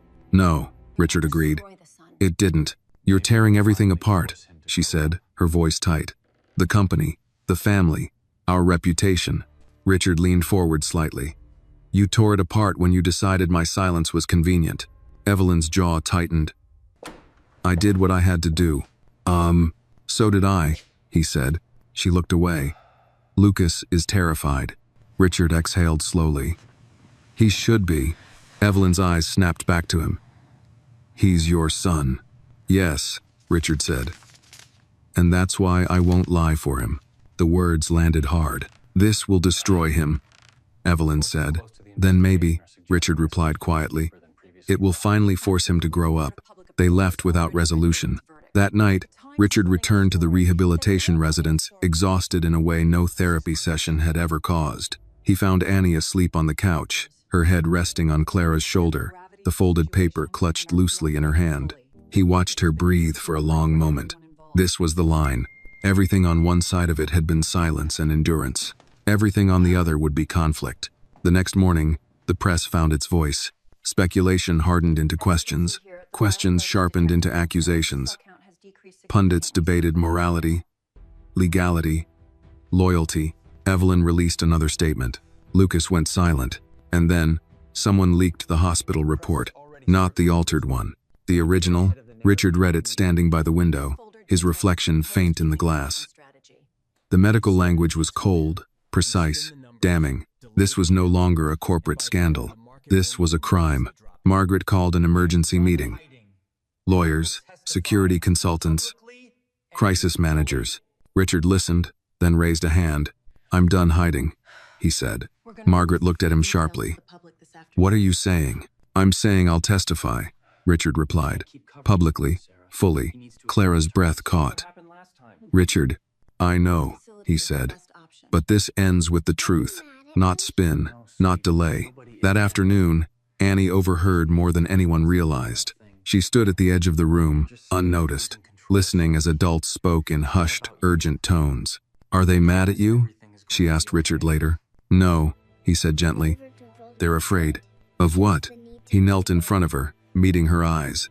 Of losing control. Annie thought about that.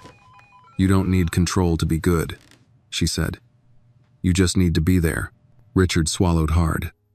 You're right. As night fell, the city buzzed louder than ever. Sirens in the distance. News alerts lighting up phones. The machinery of consequence grinding into motion. Richard sat beside Annie's bed, watching her sleep. Tomorrow, everything would change again. But tonight, she was safe, and that was enough. The day Richard Hale testified, the city seemed to hold its breath. The courthouse steps were already crowded when his car arrived. Reporters pressed behind barricades, cameras raised, voices calling his name from every direction. Richard moved slowly, deliberately, one hand steadying himself on the doorframe as he stepped out. Inside the building, the noise fell away, replaced by the quiet authority of marble floors and high ceilings. The kind of place where words carried consequences long after they were spoken. Margaret walked beside him. You don't have to answer everything, she said one last time. Only what's asked. Richard nodded. I won't say more than the truth. That was all he intended to say. Clara stayed behind with Annie, far from the cameras. They watched the live feed from a small conference room at Margaret's office, the volume low. Is Daddy in trouble? Annie asked, sitting cross-legged on the chair. No, Clara said softly. He's being brave. Annie accepted that answer, hugging her knees, eyes fixed on the screen. In the courtroom, Richard raised his right hand and swore the oath. The words felt heavy, not ceremonial, binding.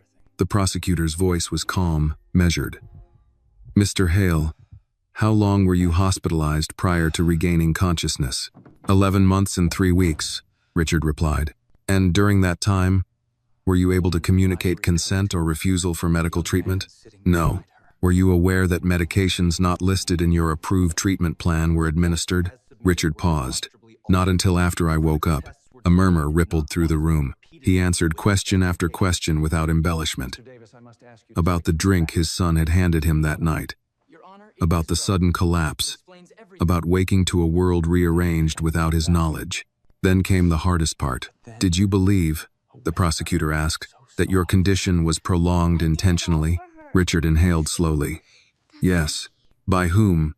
Silence filled the courtroom. My wife, Richard said. And my son, gasps followed. Someone dropped a pen. Across the room, Evelyn sat rigid, her expression locked in place. Lucas stared straight ahead, his face pale. Richard did not look at them. He spoke of altered reports, delayed tests, decisions made in his absence. He spoke of waking to discover his life managed like an asset rather than a person. And then, without prompting, he spoke of Annie. There was a moment, Richard said, his voice steady but softer now, when I didn't know if I would ever wake up. When I did, it wasn't a doctor who brought me back.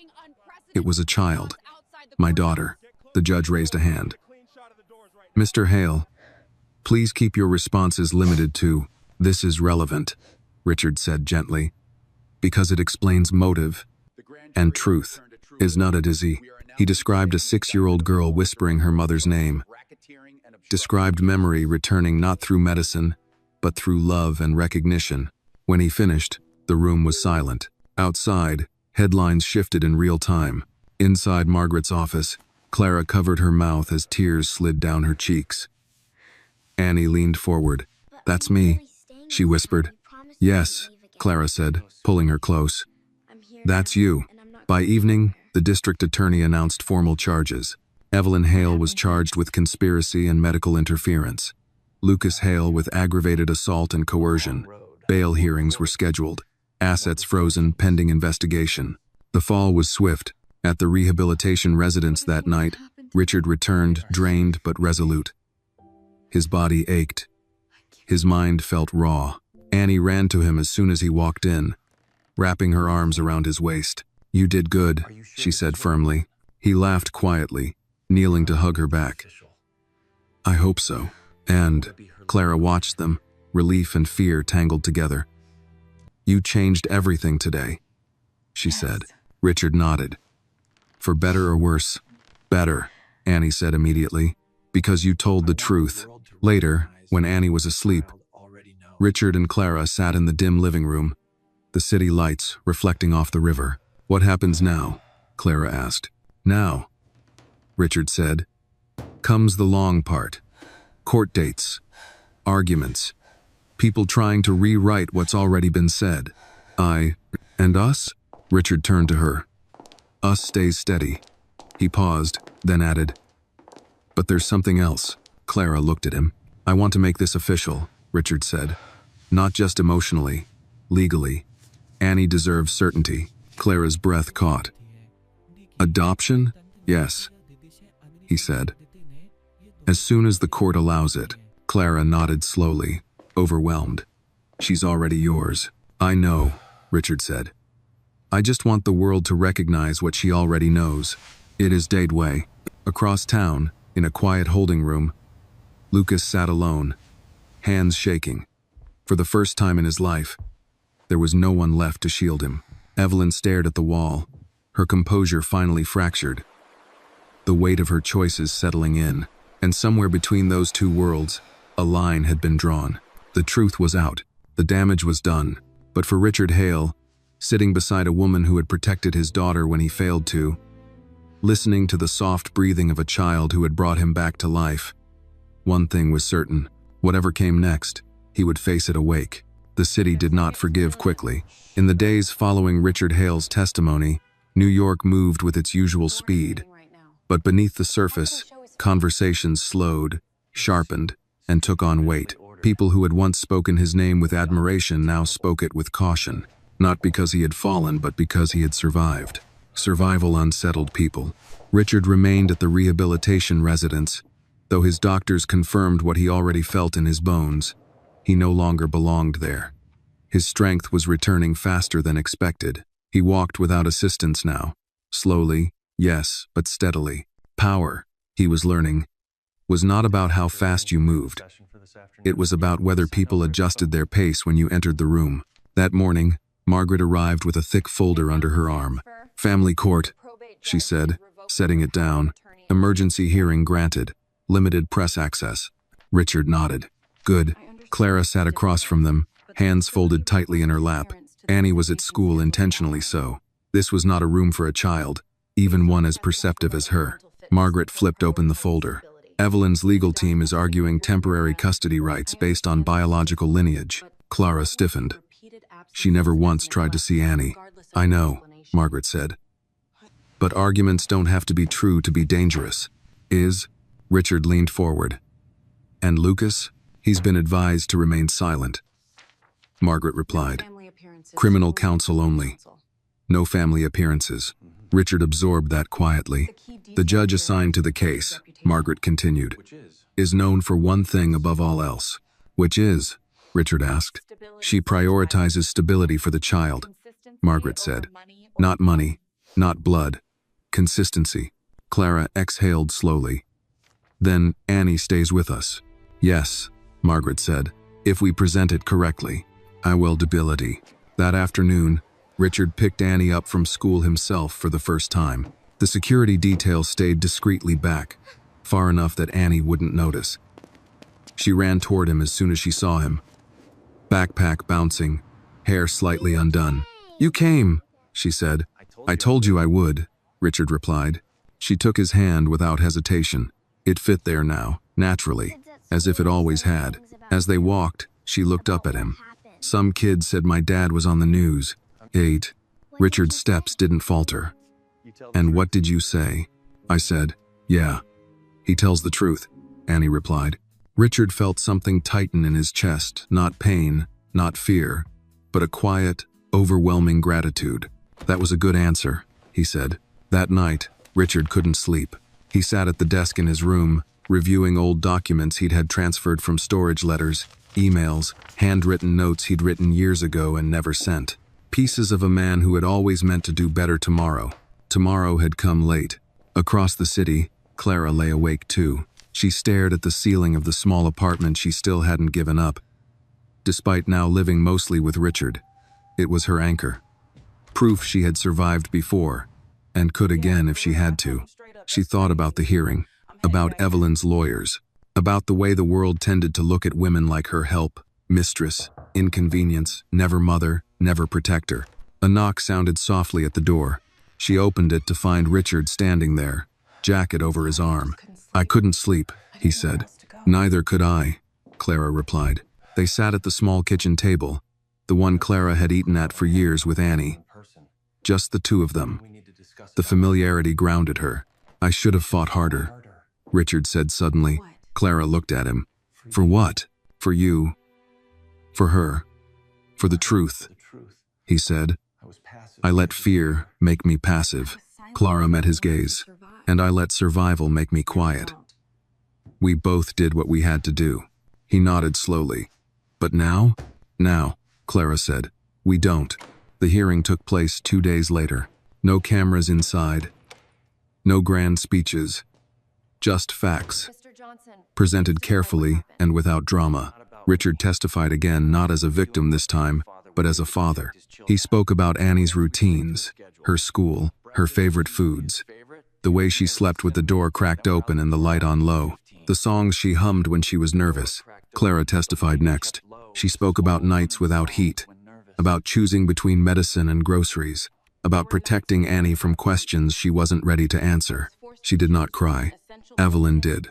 When the judge finally spoke, her voice was calm, decisive. "Temporary sole guardianship will remain with Richard Hale," she said.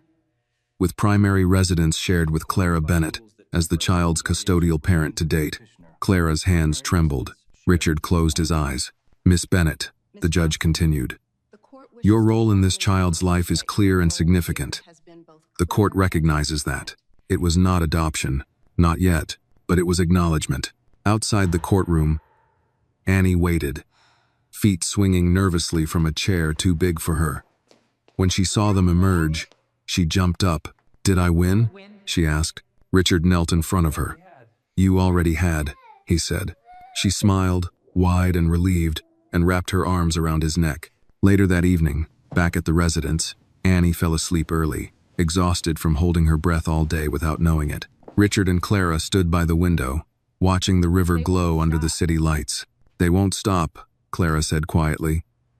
"Evelyn, Lucas, they'll keep trying." "I know," Richard replied.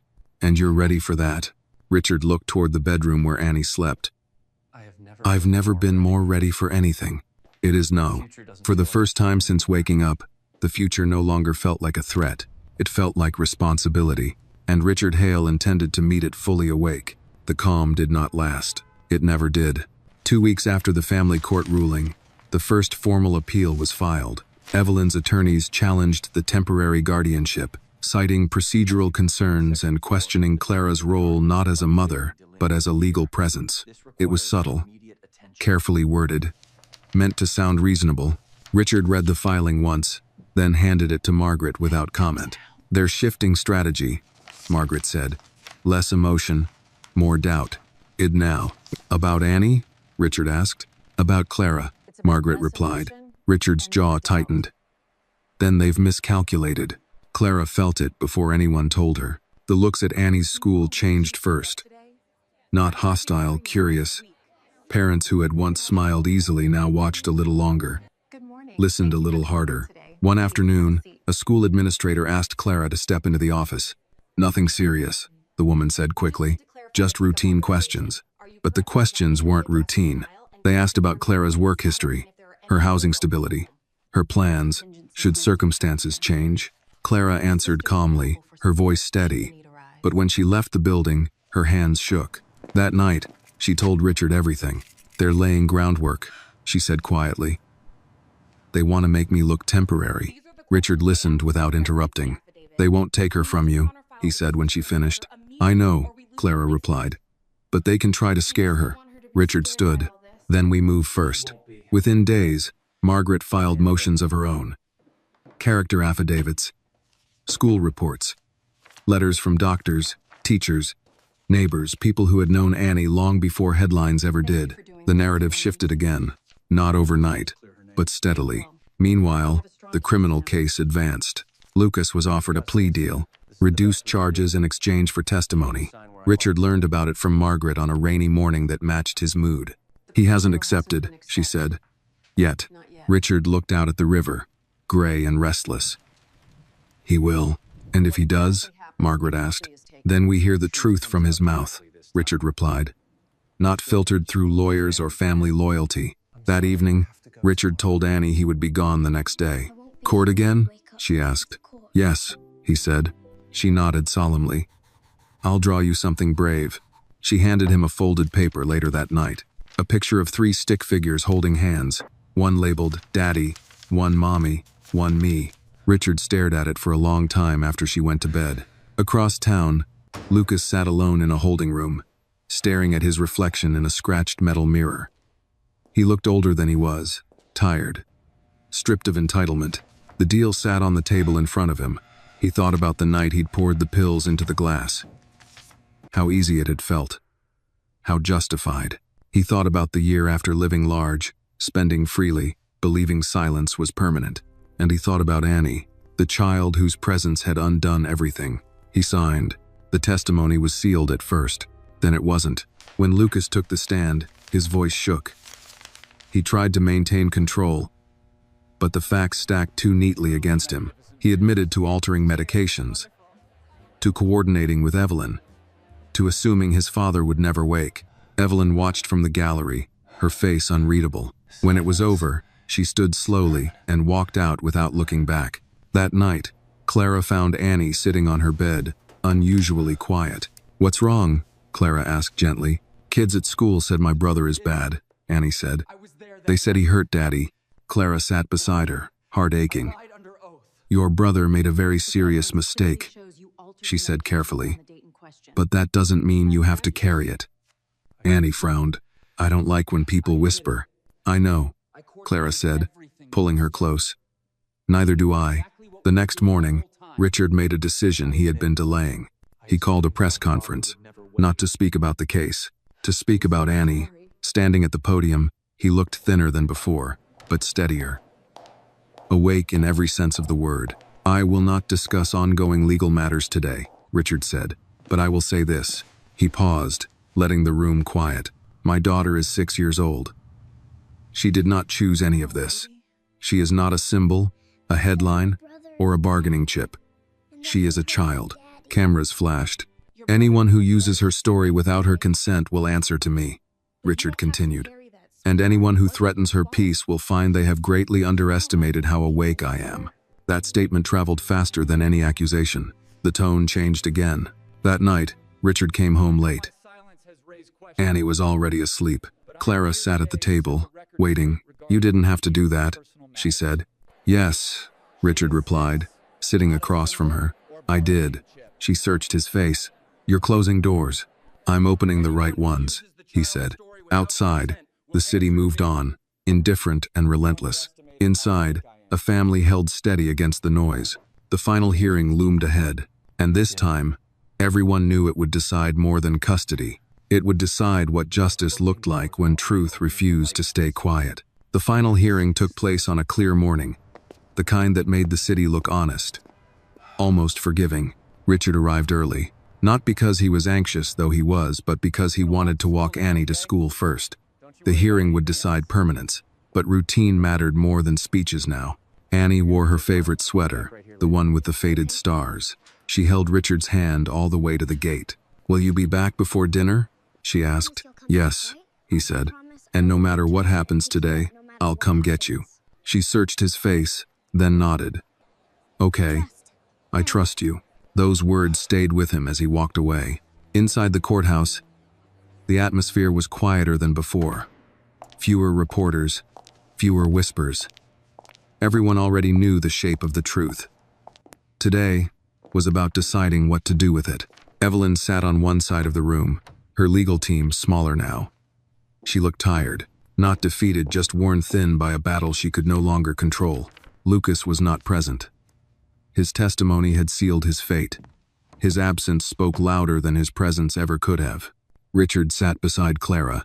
She wore a simple dress, her hands folded, posture straight. No one looking at her today could mistake her for temporary. The judge entered. The room rose, then settled. Arguments were made, but they lacked fire. Appeals to blood, to intention, to redemption. Each was met with documented reality, school records, medical evaluations, expert testimony on attachment and trauma. Then the judge turned to Annie. "Would you like to speak?" she asked gently. Clara's breath caught. Richard's heart stilled. Annie stood. She barely reached the microphone. "I don't know big words," Annie said, "but I know who takes me to school, and who sings to me when I'm scared, and who comes back when they say they will." The room was silent. "I want to stay with my dad," she said, "and my mom." The judge nodded once. "Thank you, Annie." The decision came moments later. Permanent guardianship granted. Adoption approved. Evelyn's petition denied. Supervised contact only. Contingent on compliance and accountability. Not punishment. Boundaries. Clara covered her face, finally allowing herself to cry. Richard closed his eyes, not in relief but in recognition. This was what right felt like. Outside, the city resumed its noise. Life moved forward, as it always did. That evening, Richard picked Annie up himself. She ran into his arms before he could say a word. "Did we win?" she asked again. Richard smiled.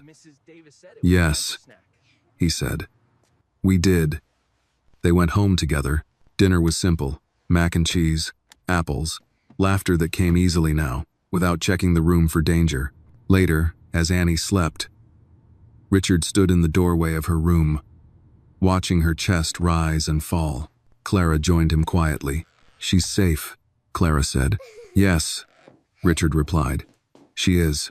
They moved to the living room, sitting side by side, the city lights reflecting softly through the window. "What will you do now?"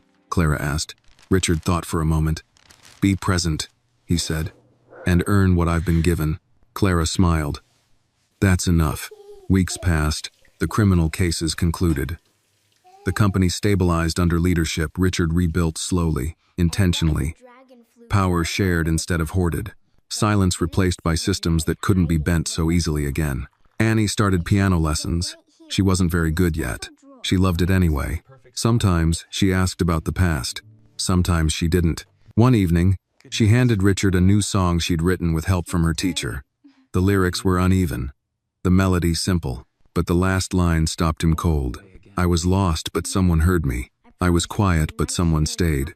Now I sing because I'm chosen, not because I had to be brave." Richard folded the paper carefully and placed it in the drawer beside the inheritance document, the one that had brought her to him and no longer needed to be carried. That night, after Annie was asleep, Richard opened the door to Sarah's old office again. This time, he didn't just stand there. He turned on the light. He moved the desk, set up a piano in the corner, left Sarah's books where they were. A room didn't have to stay frozen to be honored.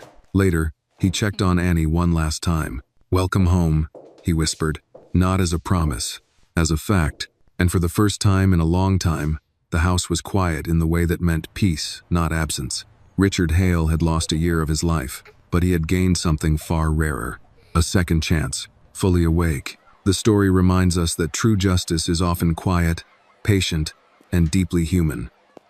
Power, wealth, and control can silence truth for a time, but they cannot erase it forever. What ultimately heals, awakens, and restores balance is not authority or fear, but courage, honesty, and unconditional love, especially when it comes from the most unexpected voices. The story teaches that family is not defined by blood alone, but by presence, responsibility, and the choice to protect the vulnerable.